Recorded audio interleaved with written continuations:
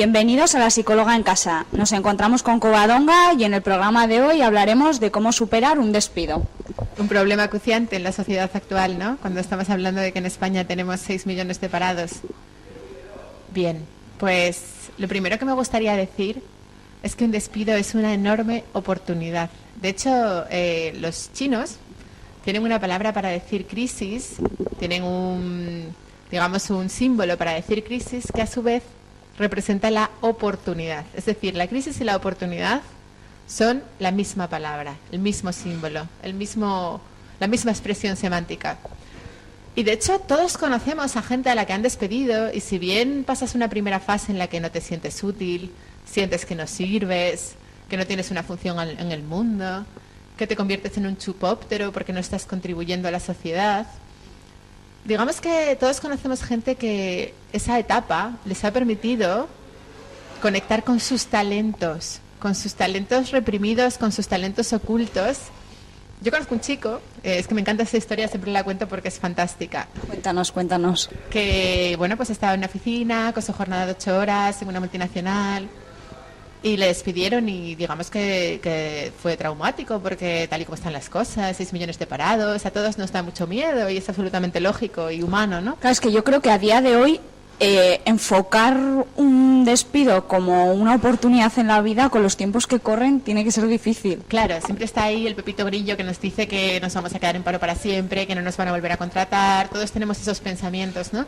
Pero esos pensamientos nos torturan, no nos ayudan y voy a contar la historia de este chico para que veamos cómo podemos reconducir favorablemente, ¿no?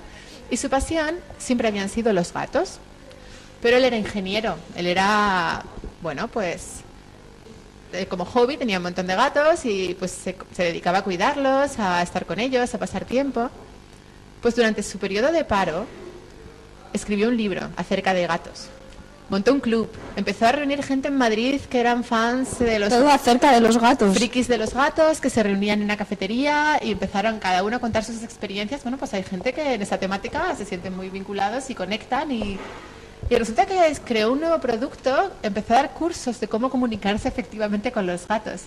Y a día de hoy, o sea, os lo digo como ejemplo, simplemente que nos sirva como ejemplo de cómo un talento que tenemos, que yo me comunico con mis gatos, que no le hemos dado nunca importancia, porque yo soy ingeniero y es lo que el sistema me dice, el estándar de lo que debe ser, me dice que... Y luego tenemos un talento que nunca le hemos dado ninguna importancia y resulta que no solamente está ganando mucho dinero con ello, porque hay un montón de gente demandando sus servicios, sino que está disfrutando y sintiendo pasión por lo que hace. La crisis está permitiendo que mucha gente conecte con sus talentos ocultos de los que, según el estándar, nunca iba a sacar ninguna rentabilidad porque yo soy muy bueno haciendo masajes en los pies y resulta que ahora soy reflexólogo y me gano la vida con ello y ayudo a que la gente deje de tener migrañas tocándoles los pies.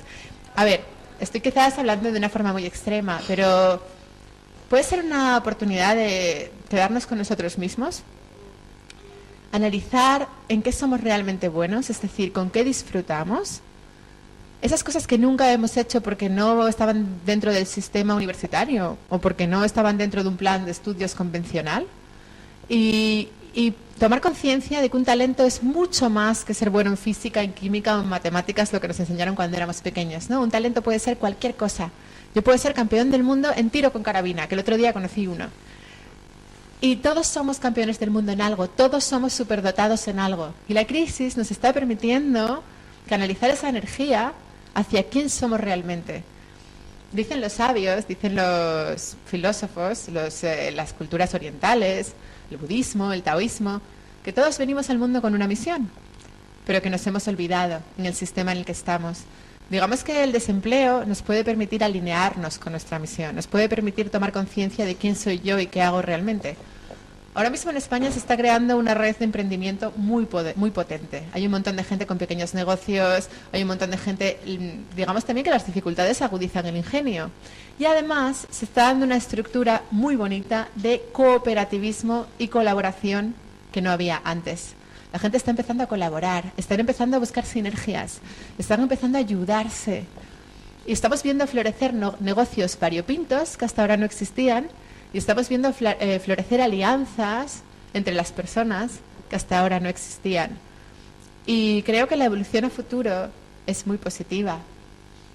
El otro día estuve hablando con un amigo que era un directivo de Fagor en Rusia, era el director general de Fagor en Rusia. Y bueno, comentando el tema, cuando quebró Fagor, con toda la gente que se fue a la calle, y lo cuento porque es una historia del País Vasco, ¿no? Y estoy en el País Vasco. Sí. Pues él dice que, bueno, que para él fue traumático, porque llevaba muchos años invertidos en Fagor, él había exportado muchos electrodomésticos a Rusia, tenía mucha responsabilidad, amaba su trabajo, pero este chico es asturiano. Se ha vuelto a vivir a Asturias, va a tener un hijo, que era algo que antes el estrés y el ritmo de vida que llevaba no le permitía. Ahora tiene un trabajo más normalito, pero digamos que está más en paz porque se ha permitido esas cosas que no se permitía a sí mismo por el nivel de exigencia de su trabajo. Entonces todo en la vida es dual, todo hay que verlo como, vale, me han echado, pero quizás me han echado y es una oportunidad para hacer aquellas cosas que no estaba haciendo porque mi ritmo laboral no me dejaba y no me permitía. Conectar con mis talentos, conectar con mis verdaderos deseos, aunque sean variopintos, aunque me apetezca convertirme en surfista, pues igual tengo 6 meses estupendos para hacer surf, aunque tenga 40 años, quién sabe, quizás encuentro mucho placer en esa actividad. Y verlo de una forma positiva, porque en la medida en la que dejemos de pensar que somos unos fracasados, potenciamos nuestra inserción al mercado laboral. El problema es que yo creo que quedarte en paro a la gente le provoca una angustia de cómo sobrevivir. Vamos, quiero decir que no todo el mundo puede permitirse el lujo de emprender algo que le gustaría hacer. Me refiero ya de cara al tema económico. O sea, el poder emprender algo que digas me encantaría hacer porque sé que soy bueno y tal, muchas veces la parte económica no te lo permite. Claro, o sea, a ver, evidentemente no es lo mismo quedarte en paro si tienes un colchón y una gran indemnización que quedarte en paro cuando tienes 2 hijos y yo no quiero, ojo, que yo no quiero minimizar el impacto psicológico que debe de tener quedarse en paro sin dinero y con una familia a cuestas. Pero lo que estoy diciendo es que cuando realmente tienes un talento, para poner ese talento al servicio del mundo, al servicio de la sociedad, cuando realmente eres bueno en algo, para eso no necesitas una inversión económica. Si tú eres muy buena haciendo encaje de bolillos, es un ejemplo, pero todos somos muy buenos en algo, ¿no? No necesitas invertir un dinero en poner en marcha tu negocio de encaje de bolillos, porque es algo que se te va a dar de forma natural. Que la formación que vas a requerir va a ser muy pequeña, enseguida que lo pongas a funcionar la gente va a valorar que tú destacas en ese área. Entonces, yo lo único que estoy haciendo es un llamamiento a que la gente se atreva a ser quien son y que se lo tomen todo como una oportunidad de crecimiento, porque es lo que es. Y si nos quedamos en el pobrecito yo, qué mala suerte he tenido, cómo voy a salir adelante, qué voy a hacer, esos pensamientos nos bloquean. Esos pensamientos son pensamientos de miedo profundo y son pensamientos que nos bloquean y que si de verdad te quedas bloqueado ahí puedes coger una depresión. Entonces sí que pones a tu familia en riesgo porque no estás respondiendo a lo que te está pasando fuera y que tenemos que responder de una forma... Nosotros, cualquier ser humano, tiene dentro un montón de recursos. Somos muy poderosos. Lo que pasa es que se nos olvida, pero cualquier ser humano es potencialidad pura. Y tenemos que conectar con eso, con nuestros recursos y ponernos a ello y sobre todo, súper importante, confiar en nosotros mismos. ¿Y qué le dirías a toda esa gente que lleva tantísimo tiempo en paro buscando trabajar? Porque hay gente que ya llega un momento en el que, o sea, no es que aspiren a tener el trabajo maravilloso de su vida, sino que necesitan trabajar y aún así no encuentran nada. Yo creo que una persona que no encuentra nada y que se está conformando con cualquier cosa y que no le sale nada es porque no está confiando en sí misma, no se está valorando, se está presentando al mercado de trabajo como yo soy una mierdecilla y acepto lo que me echen, y esa no es la forma de presentarnos. El problema de hoy en día es que yo creo que aunque te conformes con cualquier mierdecilla, como dices, es que ni mierdecillas hay. Eso es una creencia limitante. Es que de eso estoy hablando. Y en la medida en la que tú lo creas, lo creas. O sea, en la medida en la que tú lo crees, para ti, lo conviertes en real, lo estás creando. Por eso es tan importante el pensamiento positivo, esto que se habla, de que esto parece que no, pero no es ninguna tontería, es muy importante. Es muy importante, basado sobre todo en la confianza en nosotros mismos. Si yo me levanto todos los días de la cama, perdóname que termine este concepto, y por ejemplo yo soy peluquera, y me acabo de, una profesión estándar, y me acabo de quedar en paro y hay 28 millones de peluqueras demandando y no tengo dinero para montar mi propia peluquería, si yo me levanto pensando, yo soy la mejor peluquera del mundo, hoy voy a encontrar mi trabajo, si pienso eso 2 semanas seguidas, no te digo más, pero me levanto de verdad con una actitud de me como el mundo y me miro en el espejo y digo voy a por todas y me voy a patear este barrio preguntando en todas las peluquerías a ver si necesitan un refuerzo, encuentras trabajo. ¿Qué es lo que hace que no encuentres trabajo? Cuando te quedas en tu casa conmiserándote, contándote a ti mismo que eres un fracasado, que no vas a encontrar nada porque total has oído historias de que fulanito ha ido a preguntar a Telepizza y ni siquiera ha encontrado trabajo como repartidor de pizzas y te crees todo eso y entonces esa dinámica de pensamiento perpetúa que eso se convierta en real para ti. Pero bueno, también la sociedad creo que está condicionando mucho el tema de encontrar trabajo, ¿no? ¿Y la sociedad gobierna tu vida? No, pero yo necesito trabajar para comer. Obviamente.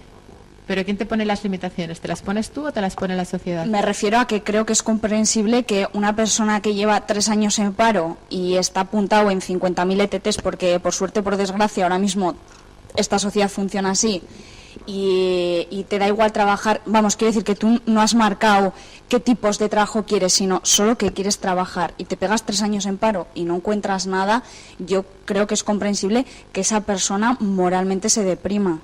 Es absolutamente humano y absolutamente comprensible. Si no estoy diciendo, claro que sí, y nos podría pasar a cualquiera, ¿no? Claro, pero me refiero que a esa persona le tiene que resultar muy difícil levantarse al día siguiente de su cama y decir, me voy a comer el mundo. Claro, pero es que si fuera capaz de hacerlo, esa sería la solución para su problema. Ahí está la clave. Es absolutamente humano, es súper común, pero esa persona tiene mucho más poder sobre el tema de lo que se piensa. ¿Qué pautas darías a esas personas que están tanto tiempo en paro y no encuentran nada?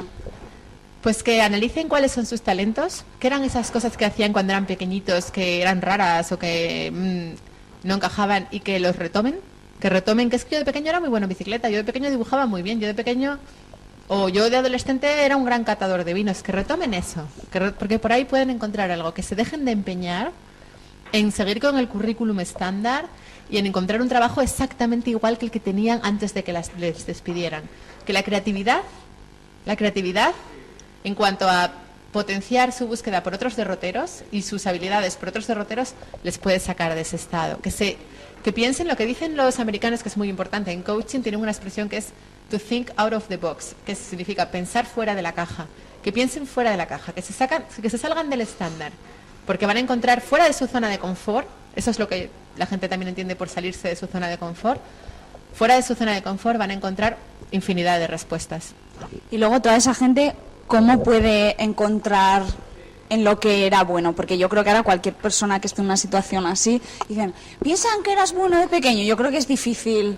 Es difícil, pero bueno, para eso puedes buscar ayuda de un coach, porque nos dedicamos a eso, yo me dedico a eso, yo acompaño en eso. Además he tenido ahora un caso precioso de una chica que, bueno, pues una psicopedagoga que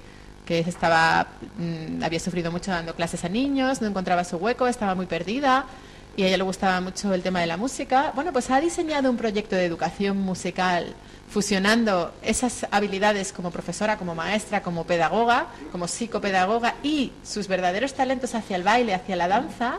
Ha diseñado una fórmula para que los niños aprendan bailando que está teniendo unos resultados increíbles y eso estaba ahí. Y si no lo hubieran despedido, hubiera seguido en su trabajo de 8 horas, de EGB, bueno, de como se llame ahora, de eso, repitiendo las mismas tareas rutinarias todos los días y mortificada porque no le gustaba el plan de estudios que le imponían de arriba que tenía que ejecutar. Por eso hay que saber ver más allá. Y que hay que buscar en lo que somos buenos realmente. Claro. Y creer en nosotros, porque tú puedes ser la mejor del mundo en maquillaje, pero si tú no confías en que lo eres, o la mejor presentadora del mundo, pero si tú no confías en que lo eres, nunca vas a sacar eso de ti, porque es muy importante que creas en ti y que confíes en ti. Pues muchísimas gracias, Covadonga, por todos tus consejos. Encantada de tenerte con nosotros y a todos vosotros, hasta pronto.